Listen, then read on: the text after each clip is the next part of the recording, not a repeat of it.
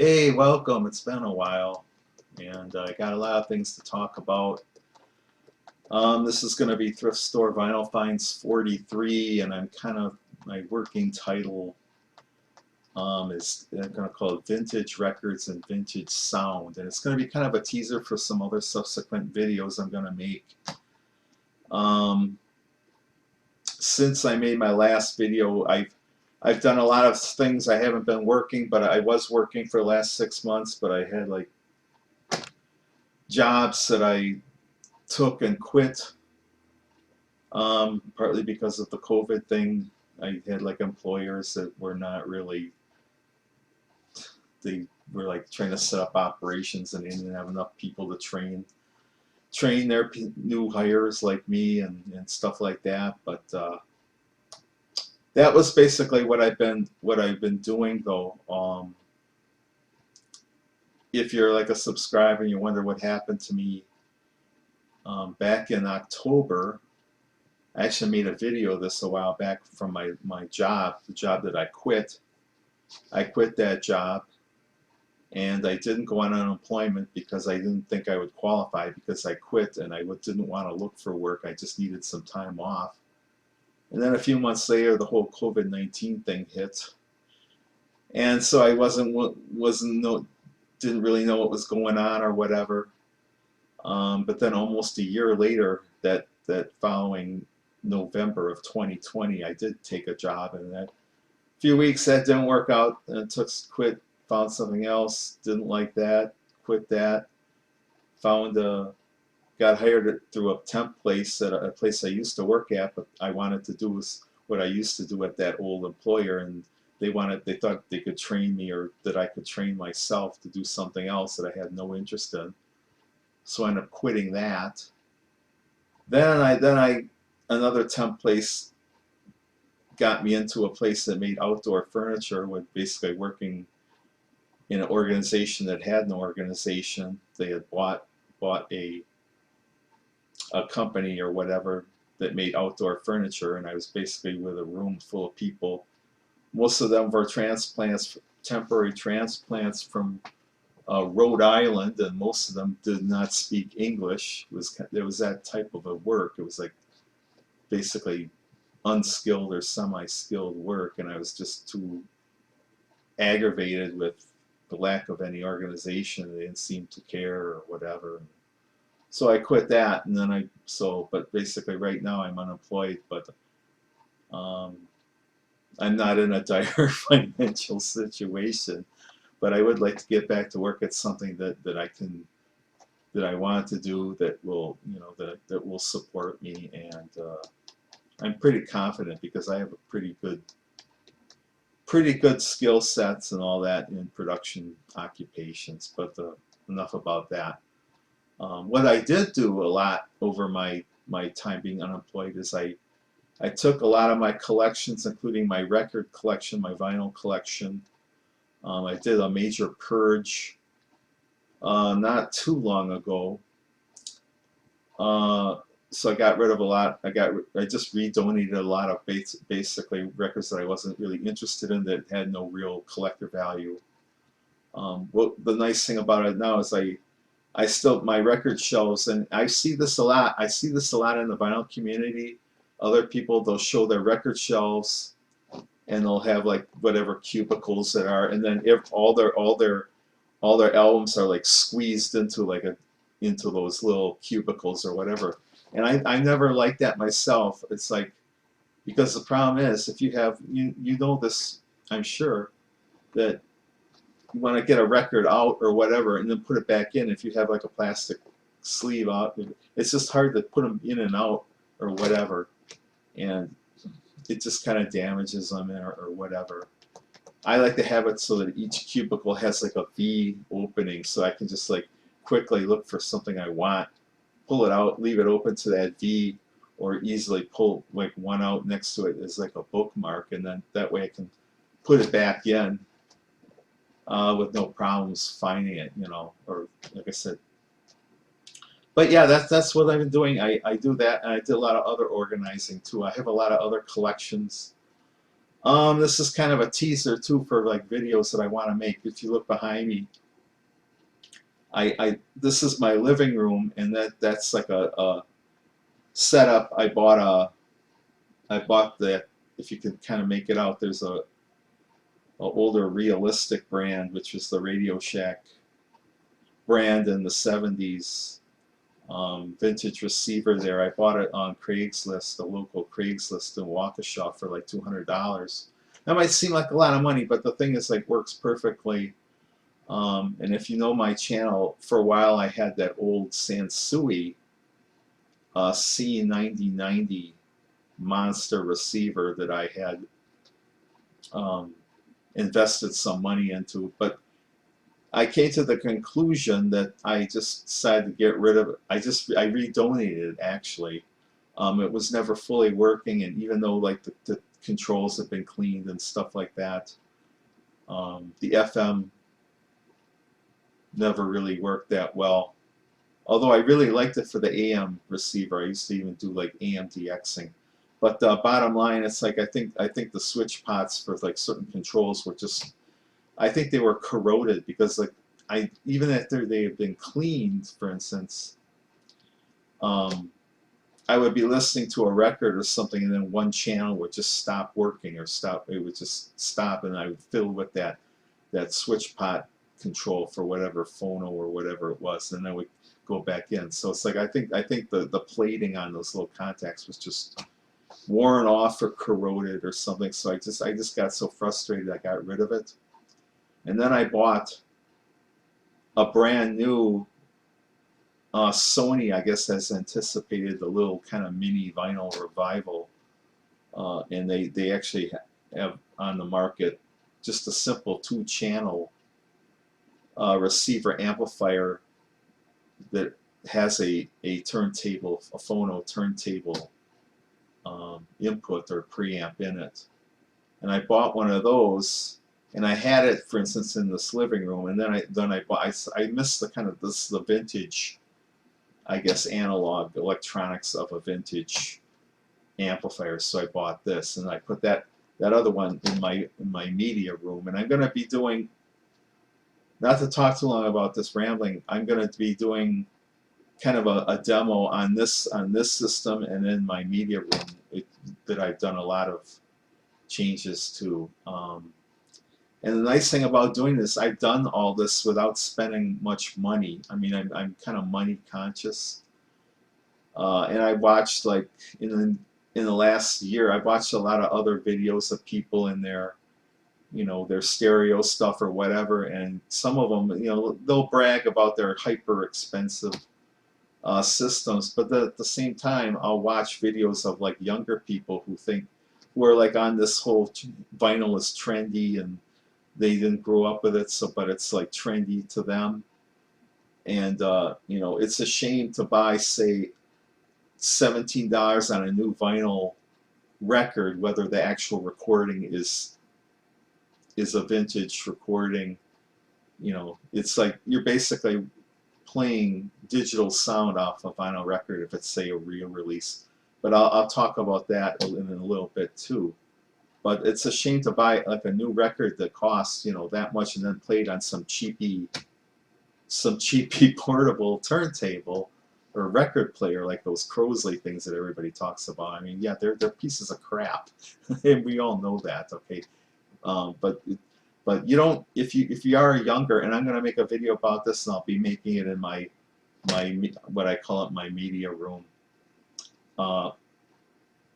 If you want to start collecting records, old records, any records, vinyl records, if you want to get the best sound, the sound that is intended that record can actually reproduce, what you should get, I think, recommend, and then at a very modest price, especially like the turntable. But anyway, what I want to talk about, I don't follow too many other vinyl community members. It's not that some make some really great videos, but maybe their taste in music is kind of a little too narrow for me. Some, it's like they're only into like these re-releases, or I got will say like, oh, I got this box set or this Japanese pressing of this record or blah blah blah, and it costs, or the whole record store day thing, which I think is a lot of hype. It's like basically like the record industry knows how to get as much money out of gullible people. Maybe, I don't know. It depends. If you want a certain record and you got like 10 versions of it, do you need like that latest, you know, that latest package that has some, you know, little extra things in it? It's up to you. I'm not judging anybody. I don't want to be judged either. But I've always seen this hobby as like a very cost-effective thing. And to me, I wasn't, if any, you probably know my background, but um, when I'm 60 years old, I'll be 61 in just, what is it, 2-3 months.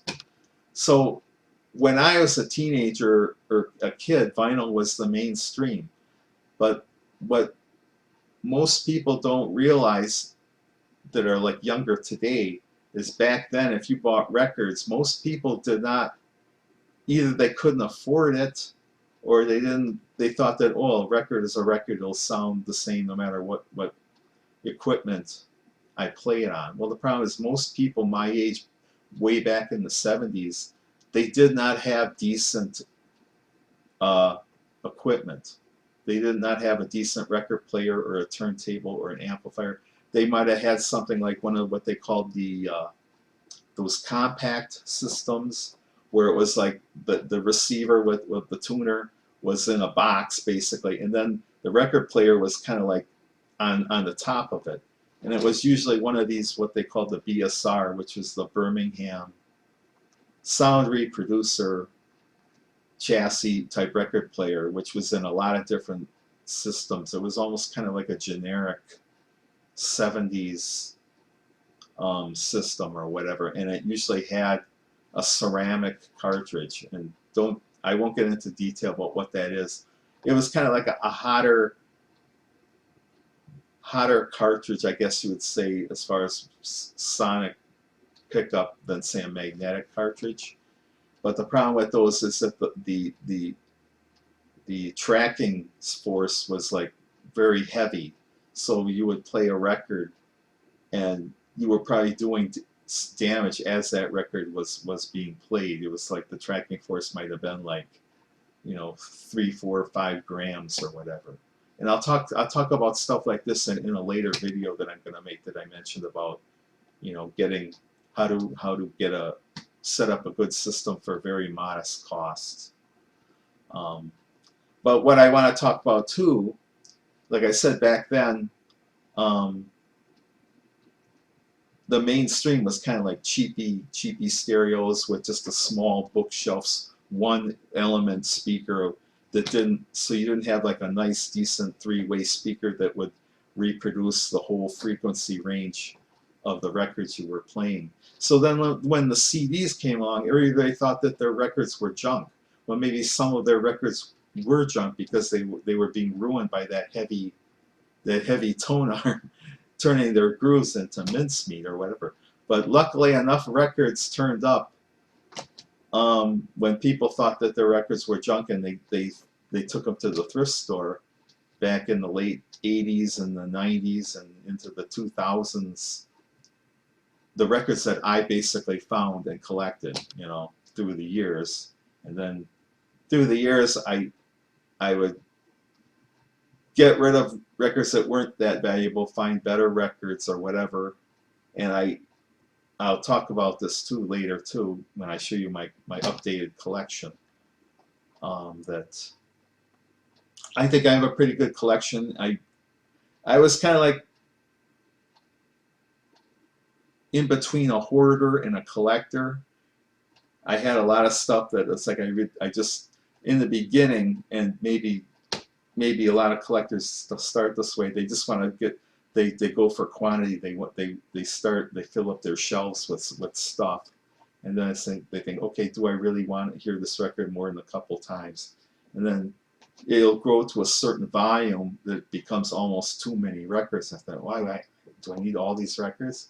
and then you'll go through purges through the years or whatever of stuff that you really don't watch or want, and then you'll keep collecting stuff that you do want, and then you'll probably end up with a certain volume of stuff that you want to really hold on to, or hopefully be able to sell off, you know, for some money or whatever, or maybe someone else will appreciate your collection. You'll have enough stuff, maybe you'll call a record collector, a record store that will give you some decent money for a lot of your records. I'm kind of at that point, getting to that point. But yeah, that's basically what it's about. It's about vintage records and vintage sound. I think a lot of younger people do not realize that well, there is one nice thing about having vinyl record and a decent stereo.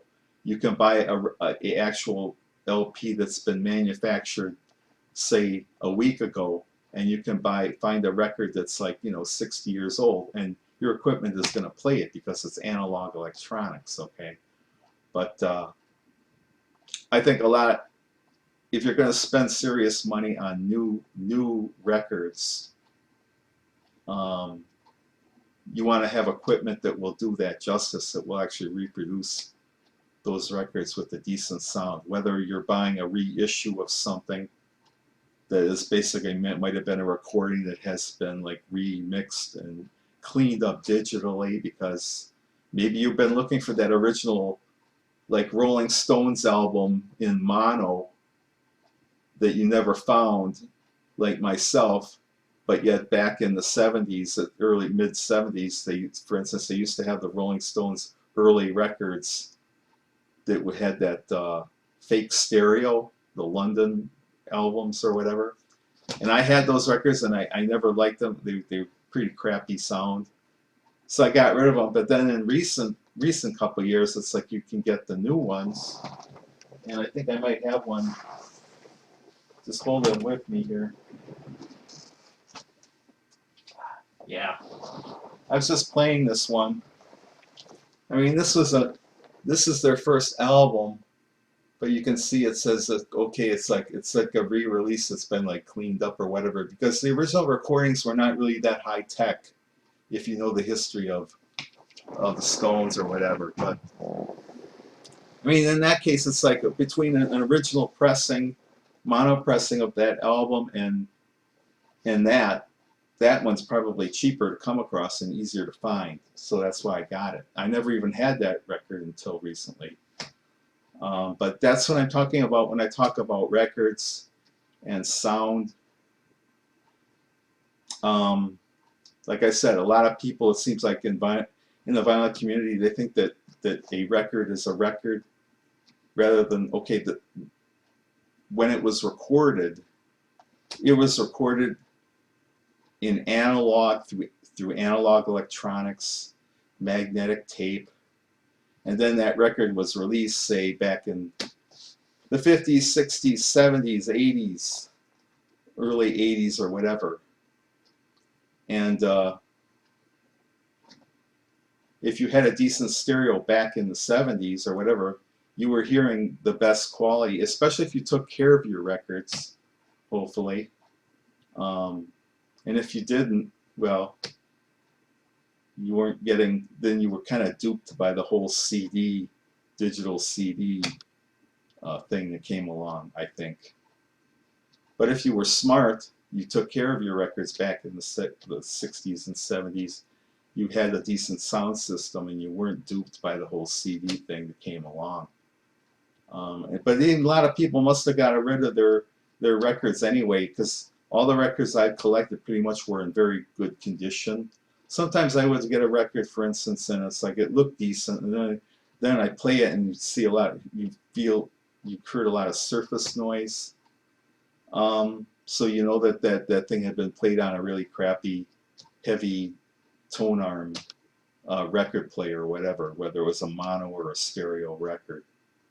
But I'm just gonna kind of, with all this rambling, I just want to show you some older country records that I've accumulated.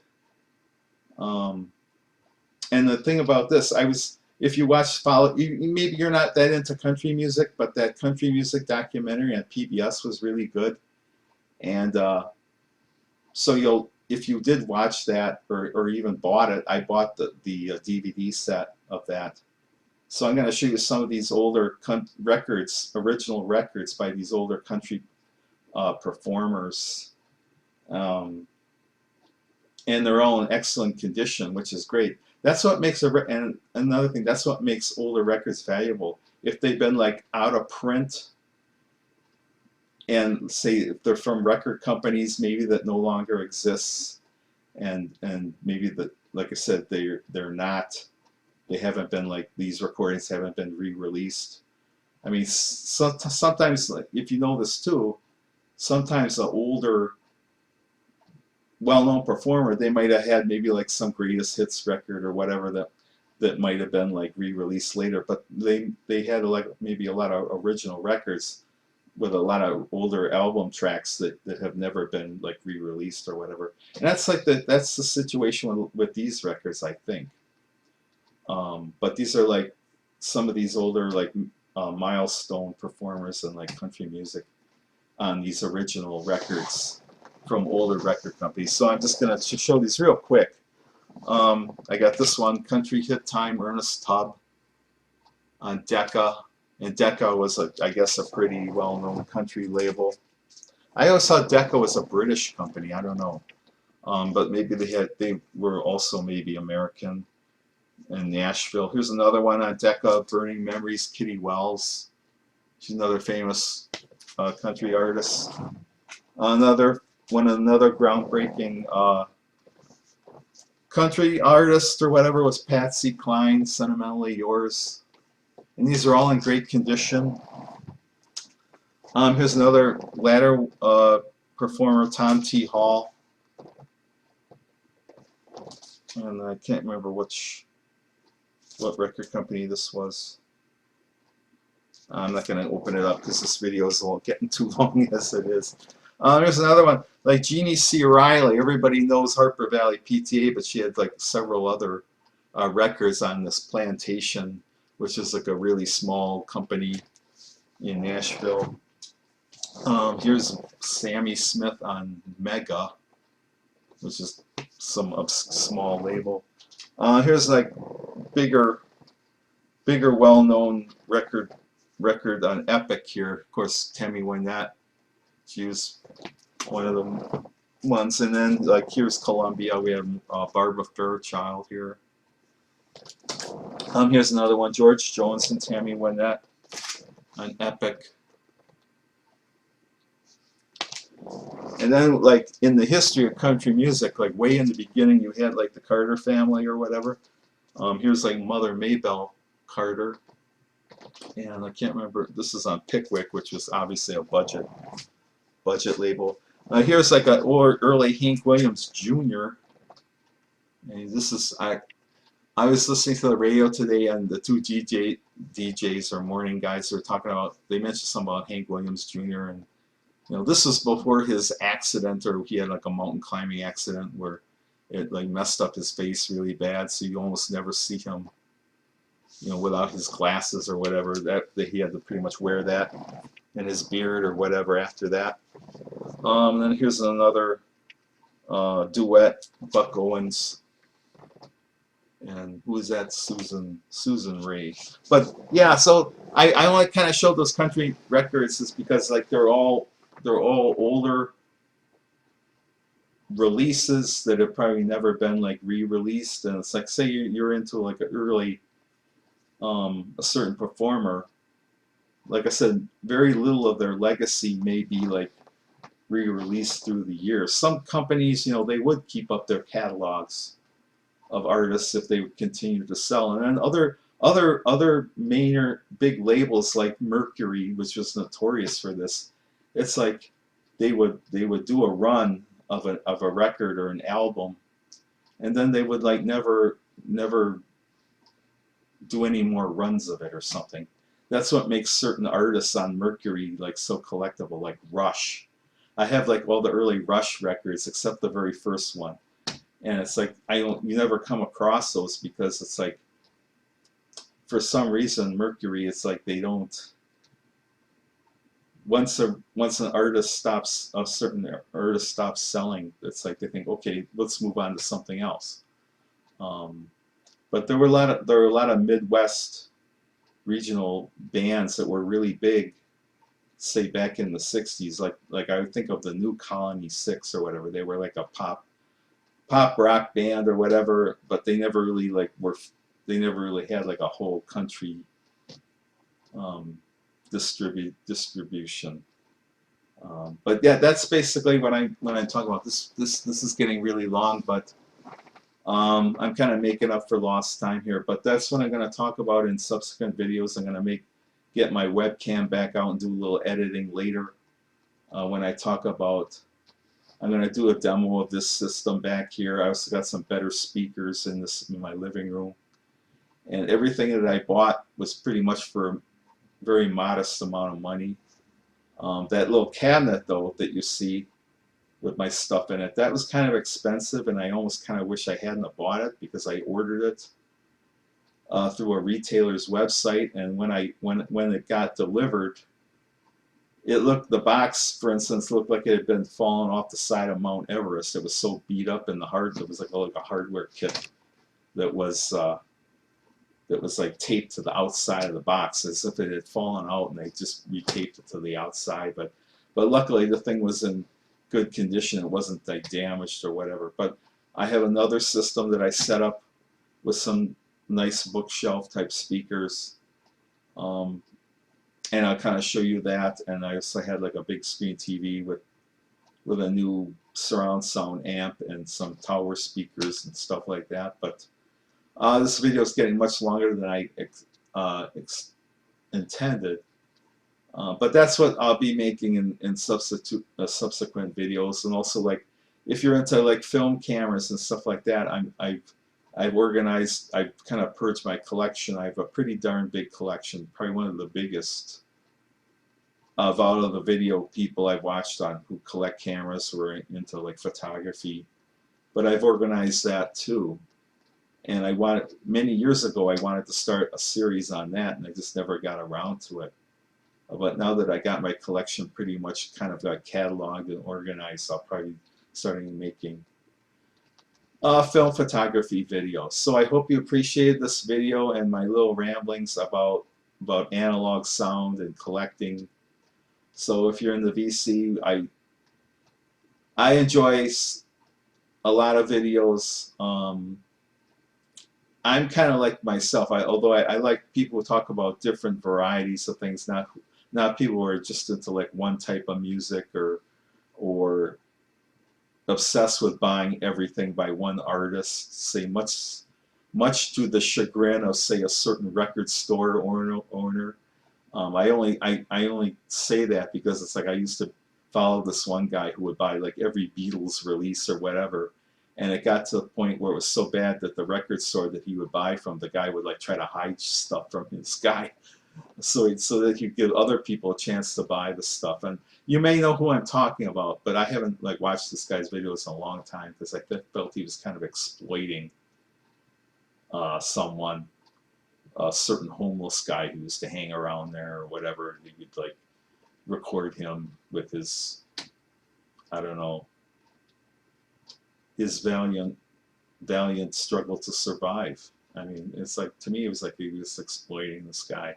I haven't watched any of his, I don't even remember what the guy's. Oh, now I know now I know who it is. But I'm not going to mention him. But that's what I think some people also do in the VC. They make a whole lot of videos in a short time, thinking they want to build a following, which is nothing wrong with that. But then they kind of burn themselves out, and I never wanted to be that way. I always try to be like a broadcaster, but at the same time, my videos are probably longer than a lot, so I don't know how patient you are. But then again, it's like you probably haven't seen me in a while, and it's not because I didn't want to. It's just I had other things I had to get done, and I've kind of explained what I'm going to be doing. Hopefully, now that I have some ambition back, and I want to get back to work too. So. But I hope you appreciated this video. Like I said, this is like Thrift Store Vinyl Finds 43. And I have enough other records that I haven't shown that are much more interesting than what I've shown you. In fact, probably the next video I will make, it's going to be about over a 50-year grail. You know, everybody has like their little grail record. There's certain ones that I've been looking for this record for decades or whatever. Well, I have one that goes back to a childhood birthday party of a friend back in 1969. And it was like a couple years ago I finally found this record in like excellent shape. So that's something to look forward to. So without any further ado, I'll say goodbye for now. And thank goodness this whole COVID thing, this is almost going to be June 2021. The whole COVID thing is pretty much over, so you can take your masks off. And if you got vaccinated, that's fine. If you didn't, you know, that's okay too. I hope you're healthy, whatever your situation is. And without further ado, I'll say goodbye for now. Bye.